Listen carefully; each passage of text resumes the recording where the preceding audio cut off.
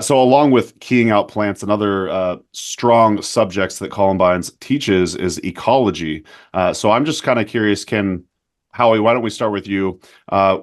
What's the importance of teaching ecology to aspiring herbalists?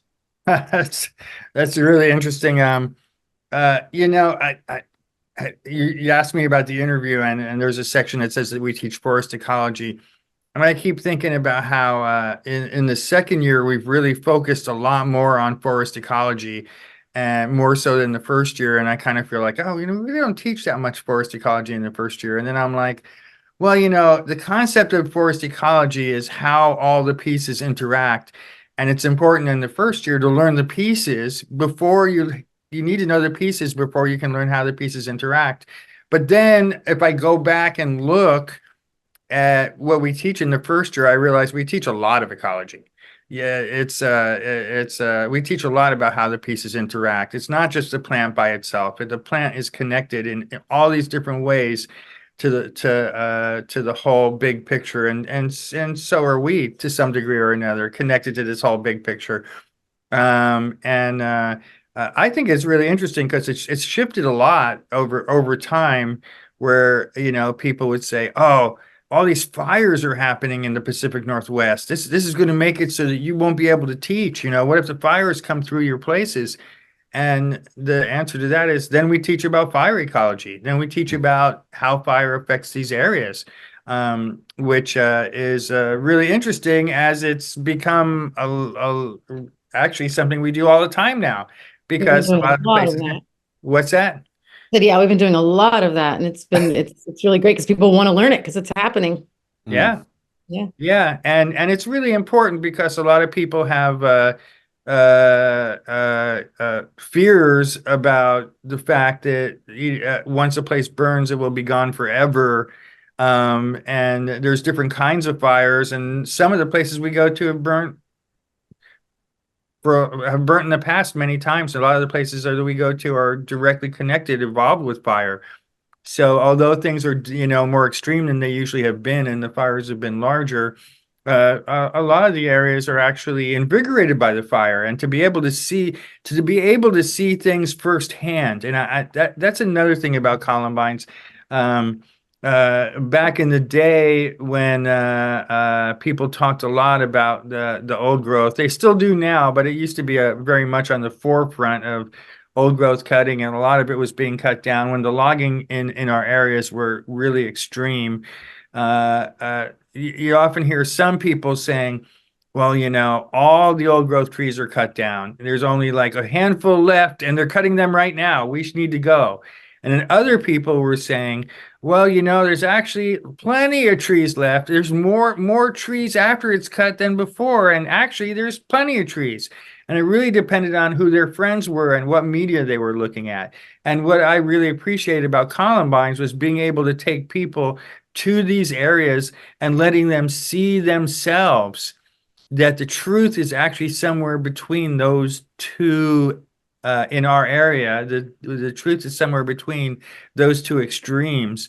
And it's the same way with the fires, to be able to see how much of the fire actually damages, what kinds of fires there are. There's this kind of ecology that we're looking at now, and to be able to see how what changes are there by this, and how this it does indeed go on, and how that goes on. It's very interesting, and I really that's another theme of Columbines. It's if I can get away with not telling someone what I believe, but instead showing them so that they can come to the same conclusion, that's a way better way of doing it. There are many times where I'm not going to answer a question because I'd rather people make the answers themselves by seeing it firsthand rather than like just having to believe me or having to believe a teacher. Great answer, Howie. Thank you. How about anyone else have anything to add to that? I want to hear what Boots has to say. Hi, Boots. Did anyone else want to talk about fire ecology or how Columbines teaches ecology or the importance of it? Fire ecology? Yeah. I mean, we could give an example, I guess, is that there's a plant we teach called Ceanothus, and very evolved with fire. Certain areas, the seeds won't even germinate. The seeds don't even germinate until there's a fire because it requires a certain scarification on the seed based on the heat of the fire. And then those seeds can live in the ecosystem, for some of them been carbon dated over 100 years to be living in like old growth forest, and then when there's a fire, they germinate, and then for many years, what we learned, what I learned, and what we all learned in the Columbine school is that the ceanothus comes in after a fire. Mm. And then they would what we learned is that from Howie's experience is that they would try and chainsaw down all the ceanothus because the fire would happen and all the ceanothus, or clear cut, which kind of is like a fire because they burn after the clear cut. All the ceanothus would come into the clear cut, and then the trees would start growing back. But they thought that the ceanothus was crowding out the trees, and that was preventing the trees from growing. But they would actually come and actually like chainsaw the ceanothus down, or they would even put spray the ceanothus to kill the ceanothus with chemicals, and they would pay people to do this. And but what they've learned later is that the ceanothus roots they actually are actinorizal, meaning similar to how a legume fixes nitrogen in the soil. There's nodules on the roots that actually fix nitrogen in the soil. And so the ceanothus was actually preparing the soil so the trees could grow better. And that's a type of fire ecology. One aspect of fire ecology you might learn in Columbines.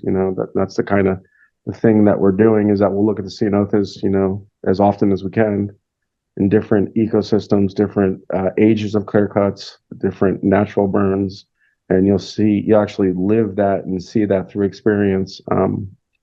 How the ceanothus is actually preparing those areas for an old growth forest to come back. I was thinking about being in the ceanothus. In fact, I was thinking about that one student that we had that one year that years before taking the class with us, that's what they had been doing. Been out there with the ceanothus with chainsaws, cutting the chainsaws down. And now they're in class with us. Like that was their job. That was their job. That was their job. And now they're sitting there gently taking just some branches of the ceanothus, trying not to hurt it. Love the contrast. Leah, what were you going to say, Leah? Overlapping experiences. I was gonna also mention a fire ecology thing that Howie touched on, that's specific to, the areas that we teach in primarily have some like Howie said, we teach in places that have fires that, maybe someone can tell, maybe they can't, that have happened a long, long time ago or a short time ago. But one of the main area where we teach had very recent fires.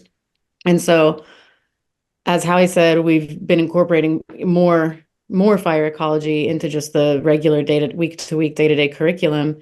And part of what that's really cool to do with the students is we go into these areas that when you're driving past them, they just look burned. It just looks scorched. People have really emotional responses to it, quite understandably. I do too.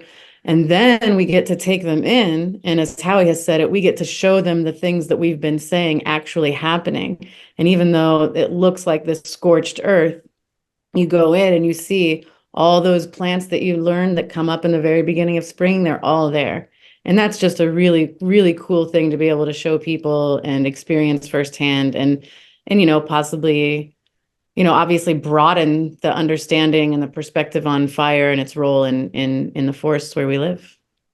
Yeah, those low-level fires, the low-intensity fires, medium intensities that are in stand replacing, they don't burn all the trees down, but they seem to be, it seems like it's all lost, and to come back the next year and see all the ecosystem of plants still intact, to see that it's really not as big of a deal as it appeared in those instances is really amazing. It's hard to see the lifespan of trees and forests as we relate it to our own, because ours is so much shorter. Yeah, that's what I was going to say, Leah. You're right on the pulse of what I was going to say, is that when it comes to ecology, and it's kind of cool because I've been around a long time. It seems like for me, I've been watching these same places for decades. About 400 years, right? Was it 400 years? And Steven's been down a long time too. I remember when you were in New Orleans, like back in the 1770s, 1746. Sorry. Yeah, I Sorry. love the 60s, the 1860s. I mean, so the thing that's really apparent to me, because I struggle with it, is that cycles that are longer than our personal human life are really difficult for humans to wrap their heads around. And a lot of what's going on around us are cycles that are way longer than our lifetime. But if you know what to look for, you can see them. And if we start talking about like ecology of the earth around us, those things are important to try to wrap our heads around to get an understanding.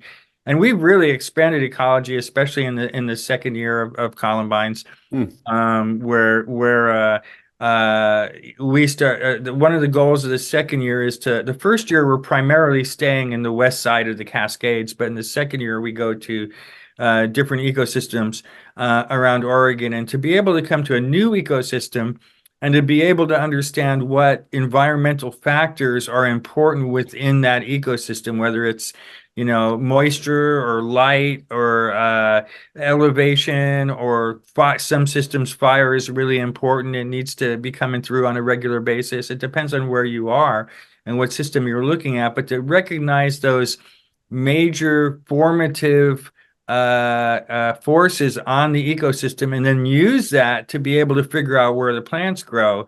That's the kind of thing we actually teach in the second year.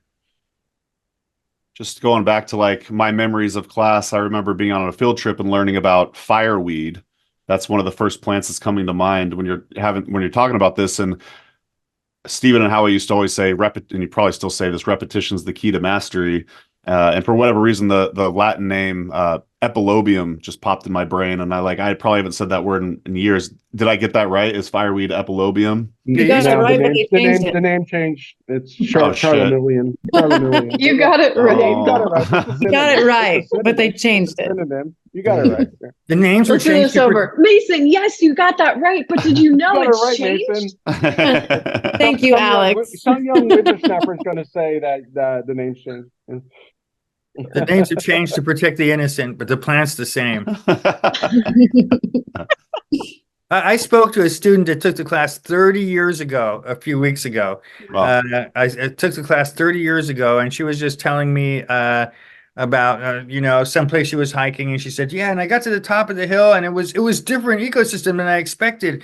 It was all lava and Kinnickinnick and Pipsissewa, and I think we used to call that the Hudsonian zone. I'm like, 30 years later, she still got it right. And she even started ripping off some Latin names of things that she probably hasn't said in years without even thinking. And it's like, yeah, repetition is the key to mastery. We do teach through repetition.